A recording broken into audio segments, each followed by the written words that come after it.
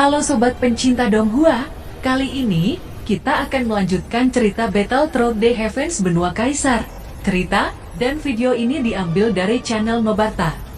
Tanpa banyak basa-basi, mari kita simak alur ceritanya. Melanjutkan dari cerita sebelumnya, Penatua Zen memandang Zenny dan King Hao dengan ekspresi pahit. King Hao menyesap teh sebelum berkata, mengenai Zen Jian, keluarga Zen tidak lebih kehilangan apa yang disebut jenius tak tertandingi. Tetapi di sisi lain menemukan jenius sejati seperti Xiaoyan. Di antara mereka saya tidak percaya bahwa Penatua Zen tidak bisa mengerti, ucap King Hao. Penatua Zen menenangkan ketenangannya dan dia menoleh ke Xiaoyan saat berkata, Xiaoyan, kali ini kamu memenangkan pertempuran untuk keluarga Zen. Saya atas nama keluarga Zen membawa hadiah bagus dan pengakuan, ucap Penatua Zen. Hadiah yang bagus, ucap Xiaoyan. Melihat semua orang dengan penuh rasa ingin tahu, Penatua Zen tidak bisa menahan perasaan bangga. Dia bertanya pada Xiaoyan sambil tersenyum. Xiaoyan, mengapa kamu tidak menebak? Ucap Penatua Zen. Saya tidak berharap Penatua Zen mengajukan pertanyaan ini. Oleh karena itu saya tidak bisa menebaknya, ucap Xiaoyan. Penatua Zen yang belum menang dalam perdebatan sebelumnya menjadi bangga. Dia tertawa sejenak sebelum akhirnya berkata, lelaki tua ini akan terus terang. Patriark Zen Zongfu tahu bahwa meskipun kekuatan keseluruhan Xiaofu kuat, tetapi cepat atau lambat Anda akan membutuhkan wilayah. Tentu saja jika hanya untuk menghargai kejeniusan kita yang tak tertandingi dari keluarga Zen dan keluarga Xiao, itu akan membuat orang membenci keluarga Zen kalau tidak memberikan apa-apa. Lihat, ucap Penatua Zen mengangkat tangan dan peta benua Dodi muncul di depan mata semua orang. Jari-jari Penatua Zen menunjuk ke tempat di mana di Yuanzhou dan prefektur di Yuanzhou terhubung, di mana sumber Dodi lebih banyak daripada di Dizhou. Selain itu, tempat ini adalah tempat yang harus dikunjungi untuk memasuki dan keluar Dizhou. Pemilikan orang Xiao di sini tidak hanya dapat mempercepat penanaman pasukan elit Xiaofu, tetapi juga mengontrol akses Dizhou dan tidak memiliki kekhawatiran. Xiaoyan, kamu adalah kebanggaan keluarga Zen, dan keluarga Zen secara alami tidak akan memperlakukanmu dengan buruk. Mulai hari ini Dizhou dan Yuanzhou secara resmi menjadi wilayah orang-orang Xiao. Saya juga berharap Anda tidak akan mengecewakan harapan tinggi keluarga Zen untuk Anda, ucap Penatua Zen. Setelah membesarkan hati Xiaoyan, Penatua Zen merasa lega. Seperti yang diharapkan Zen Bufan, tidak ada yang lebih menarik bagi Xiaoyan daripada wilayah. Sekarang tampaknya tidak peduli bagaimana keluarga Zen memperlakukan orang-orang Xiao di masa lalu. Mulai sekarang Xiaoyan akan mulai mengakui bahwa orang Xiao masih keluarga yang berafiliasi dengan keluarga Zen. Saya Xiaoyan atas nama orang-orang Xiao berterima kasih kepada Patriark Zen Zongfu dan Penatua Zen. Xiaoyan berjanji bahwa selama itu dalam kemampuan orang-orang Xiao, kami akan membantu keluarga Zen jika itu dibutuhkan dan kami akan melakukan yang terbaik, ucap Xiaoyan. Setelah mendengar ini, ekspresi semua orang tiba-tiba menjadi lebih kaya dan sepasang mata yang mendalam jatuh pada Zenny dan Xiaoyan dengan senyum main-main di sudut mulut mereka. Terima kasih Penatua, Anda bisa menyampaikan kepada ayah juga, ucap Zenny. Kepala Penatua Zen sedikit mengangguk. Tetapi ada beberapa harapan di matanya dan dia bertanya, itu saja? Tanya Penatua Zen. Zenny cemberut sejenak dan berpikir, dan dengan ringan membuka bibirnya. Beritahu ayahku aku akan mencoba meluangkan waktu untuk kembali dan melihatnya, ucap Zenny. Hahaha, baik. Wajah Penatua Zen langsung tersenyum seperti bunga yang mekar. Sejak kejadian itu, Zenny telah meninggalkan rumah Zen dan mengikuti Zen Bufan. Dia tidak pernah kembali kecuali untuk hari-hari pengorbanan keluarga. Patriark Zen Zongfu sangat merindukannya. Karena semua sudah terselesaikan, saya harus kembali sekarang ke keluarga Zen, ucap Penatua Zen. Xiaoyao yang selalu menghormati anggota senior keluarga Zen buru-buru berkata, kenapa pergi begitu cepat? Penatua memiliki perjalanan yang langka di sini. Bagaimana kita tidak memanfaatkan persahabatan lama? Ucap Xiaoyao. Melihat Xiaoyao dengan wajah tulus, sentuhan kepuasan melintas di mata Penatua Zen. Dia berkata, Xiaoyao, Patriark Zen Zongfu memiliki kesalahan atas kepergianmu.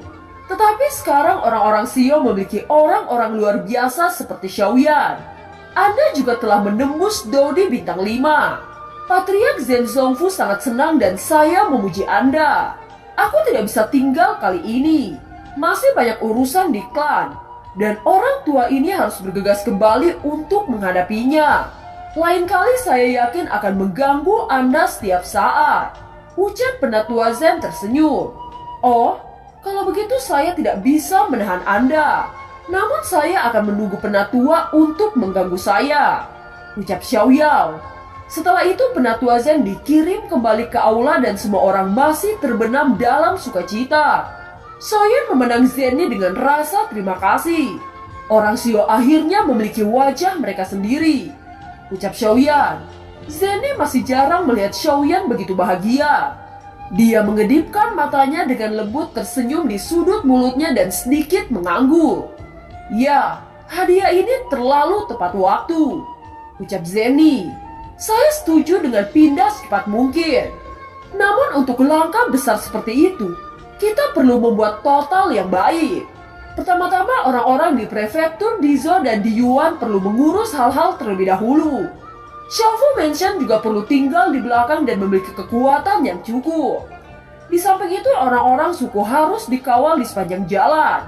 Semua ini mengharuskan kita untuk memilih langkah perencanaan dan implementasi secara keseluruhan. Ucap Li Xiaolong. Semua orang mengangguk setuju. Zenny lalu berkata, Li Xiaolong terlalu bertele-tele. Haruskah kita memilih orang yang bertanggung jawab? Tanya Zenny. Tentu saja, ucap Xiaoyan melirik kerumunan dan akhirnya jatuh pada Xiaoyao. Ini harus diberikan kepada leluhur. Ucap Xiaoyan. Hah? Xiaoyao membeku. Setiap orang langsung mengangguk setuju. Melihat persetujuan semua orang, Xiaoyao bertingkah dengan ekspresi aneh. Dia berkata, mengenai bakat dan manajemen, ada lebih banyak orang di sini daripada saya. Bagaimana tugas berat seperti itu bisa dipercayakan kepada saya? Ucap Xiaoyao. Zenny tersenyum dan berkata, masalah ini membutuhkan seseorang yang akrab dengan Dizo dan memiliki reputasi yang luar biasa di Dizo sehingga tidak ada yang salah. Siapa lagi orang ini selain leluhur? Jadi selain leluhur tidak ada yang bisa melakukan pekerjaan itu. Ucap Zenny. Melihat bahwa Xiaoyao akan membuka mulutnya, tiba-tiba Xiaoyan memotong. Leluhur, Anda memiliki banyak pengalaman dan tidak bisa dibandingkan dengan kami para junior. Selain itu, jika ada keraguan-raguan atau masalah, bukankah itu Zenny atau Li Xiaolong punya ide untuk Anda? Ucap Xiaoyan. Ini, baiklah, ucap Xiaoyao. Bahkan sebelum Penatua Zen pergi, Xiaoyao melompat keluar dari pikirannya dengan ide-ide yang tak terhitung jumlahnya untuk membangun wilayah orang-orang Xio. Ini adalah mimpinya untuk menciptakan wilayah orang-orang Xio dan menyaksikan kebangkitan orang-orang Xio.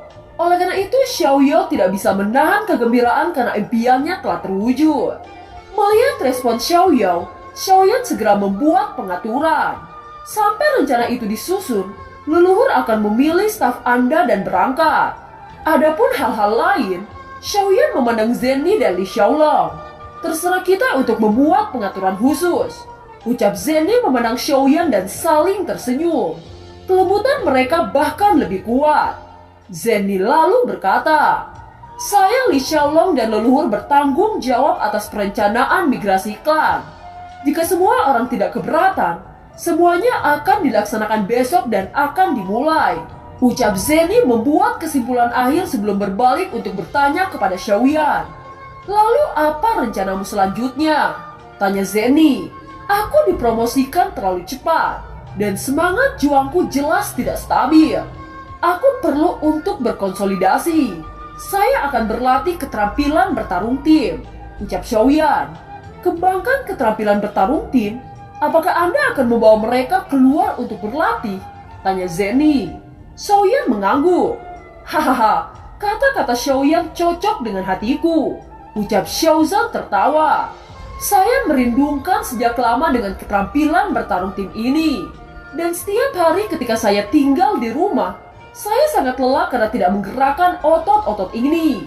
Saya sudah lama berharap bahwa Xiaoyan akan membawa kami keluar dan melakukan upaya. Ucap Xiaozan. Siapakah penanam keterampilan bertarung tim? Tanya Zenny. Saya, Longyan dan Erming, Ziyin, Strom dan Mu'er. Semua telah memenuhi persyaratan dilatih. Ucap Xiaoyan memandang Li Xiaolong. Pembohong kecil, akhirnya kau membawaku keluar. Ucap King Mu'er. Xiaoyan, jangan menatapku. Aku dalam kondisi pikiran yang sangat baik sekarang. Lagi pula apapun yang aku lakukan adalah berkontribusi pada kebangkitan Xiaofu. Tetapi aku penasaran, kemana kamu pergi kali ini? Tanya Li Xiaolong. Xiaoyan mengeluarkan 3 peta dari cincin spasialnya. Menurut peta yang dieja, itu adalah sebuah gua di puncak paling utara daratan Dodi. Li Xiaolong mengangguk lalu berkata, ini pilihan yang bagus. Jangan lupa untuk mengetahui pergerakan aliansi bayangan dan Kuildan sebelum berlangkat. Ucap Li Xiaolong. Kamu tidak perlu khawatir. Kami memiliki mata-mata di Kuildan. Adapun aliansi bayangan, jika mereka berani mengirim seseorang pembunuh, aku akan membiarkan mereka mencoba kekuatan keterampilan bertarung tim kita. Ucap Xiaoyan. Hahaha, mungkin ada kejutan lain. Tetapi kurasa itu lebih menyenangkan daripada kejutan. Ucap semua orang tertawa lalu mengobrol beberapa kata sebelum menghilang.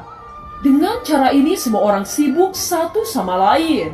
Meskipun migrasi dan rekonstruksi keluarga adalah pekerjaan besar, di bawah pengaturan Xiaoyao, Zenny, Li Xiaolong itu berjalan dengan sangat baik. Hanya Xiaoyan dan Longyan tidak mendengarkan kejadian di luar jendela dan hanya berkonsentrasi pada pertempuran. Sesaat kemudian semua orang berkumpul di aula Xiaofu Mansion. Dan Li Xiaolong selalu melaporkan tentang pembangunan wilayah Xiao.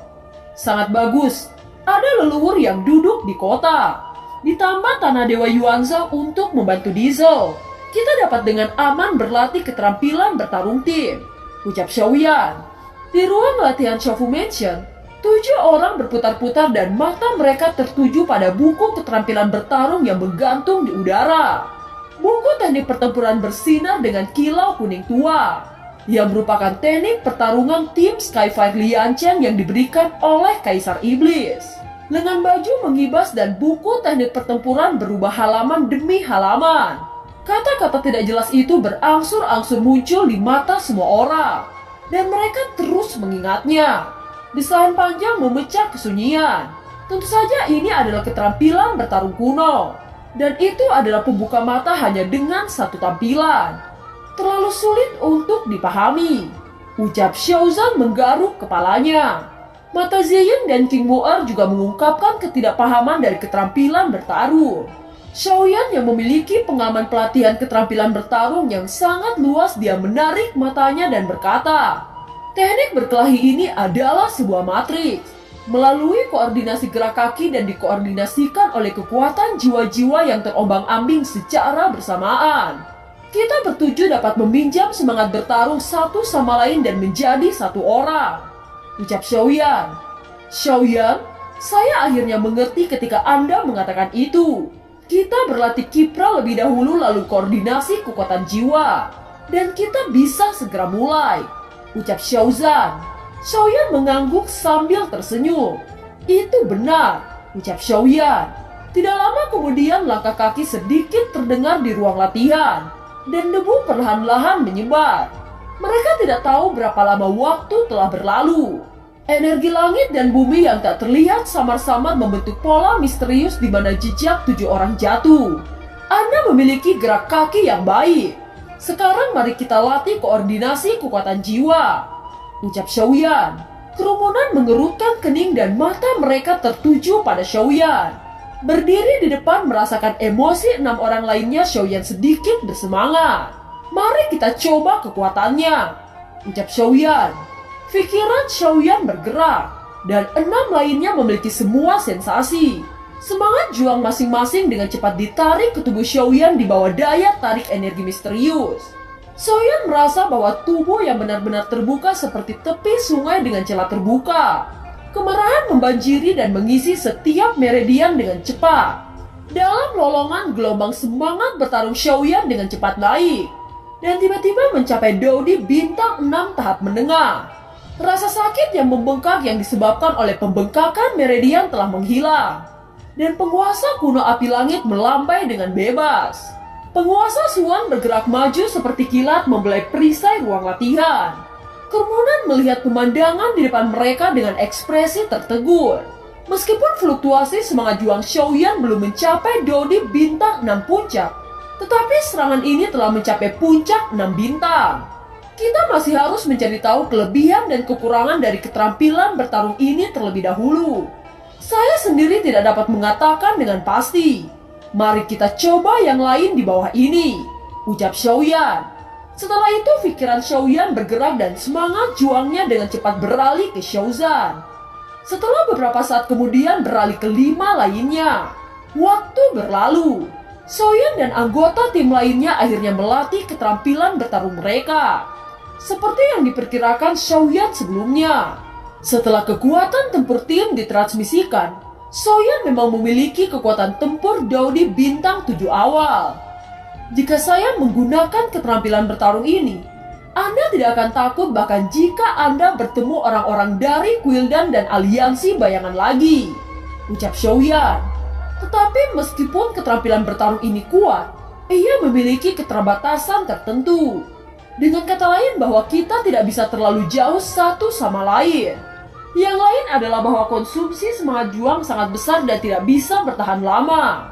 Karena itu kita tidak boleh menggunakannya kecuali benar-benar diperlukan, ucap Nan Erming. Xiaoyan tersenyum dan berkata, ini hanya pelepasan kami. Ketika kita dalam bahaya besar, kita dapat melakukan apa yang kita lakukan untuk memenangkan pertempuran, ucap Xiaoyan. Setelah latihan usai, mereka bertujuh duduk di aula menyesap teh menunggu Zenny dan yang lainnya datang. Tidak lama kemudian suara Zenny tiba-tiba terdengar. Bagaimana keterampilan bertarung tim? Ucap Zenny yang baru saja muncul di aula. Di belakangnya ada King Hao dan yang lainnya. Kami telah menguasainya, ucap Xiaoyan tersenyum. Seberapa kuat itu? Tanya Li Xiaolong. Xiaoyan mengekspresikan kekuatan keterampilan bertarung tim dan menarik keheranan di aula. King Hao yang pertama menjawab saat menunjukkan ekspresi kepuasannya. Dia berkata, dengan keterampilan bertarung ini saya lebih yakin bahwa Anda akan sangat menakutkan, ucap King Hao. Zenny menoleh ke Xiaoyan dan mulai menjelaskan semua informasi yang dia terima. Dia berkata, wanita rubah mengirim informasi pertama. Dia mengatakan bahwa Quildan sekarang menaruh perhatian besar pada relokasi orang-orang Xio ke wilayah tersebut. Meskipun masih ada pengawasan di pihak pemerintah Xio, tampaknya mereka tidak sekencang sebelumnya. Saya memanggil Lang Tian untuk menemui rubah api kali ini. Dan Lang Tian memberitahu rubah api bahwa dia sangat percaya kalau Xiaoyan bisa mendapatkan keadilan untuk klan iblis rubah mereka. Keduanya juga bertukar keterampilan alkemis. Setelah wanita rubah pergi, Lang Tian berkata kepada saya bahwa rubah api itu sangat berbakat dalam memurnikan obat-obatan. Lang Tian dikalahkan telak olehnya, ucap Zenny. Semua orang tertawa mendengar ini. Zenny melanjutkan, selain itu selama periode waktu ini karakter yang mencurigakan di sekitar Xiaofu Mansion ditemukan oleh Jing Wuchen. Tetapi mata-mata dari badan intelijen belum menembus kekuatan kelas super. Sehingga ia tidak dapat sementara menyediakan Quildan iblis jiwa dan aliansi bayangan, ucap Zenny. Xiaoyan cukup puas dengan ini dan berkata dengan senyum di wajahnya, Jing Wuchen bekerja dengan baik untuk bisa menemukan mata-mata Quildan di sekitar Xiaofu Mansion. Adapun menembus Quildan iblis jiwa dan aliansi bayangan, itu pasti tidak bisa begitu cepat dan pengembangannya membutuhkan waktu, ucap Xiaoyan. Setelah diskusi berakhir, pada malam hari Xiaoyan dan 6 lainnya diam-diam meninggalkan Xiaofu berderap ke arah yang ditunjukkan oleh peta. Dan film pun berakhir. Terima kasih telah menyimak dari awal sampai akhir ya. Sampai jumpa.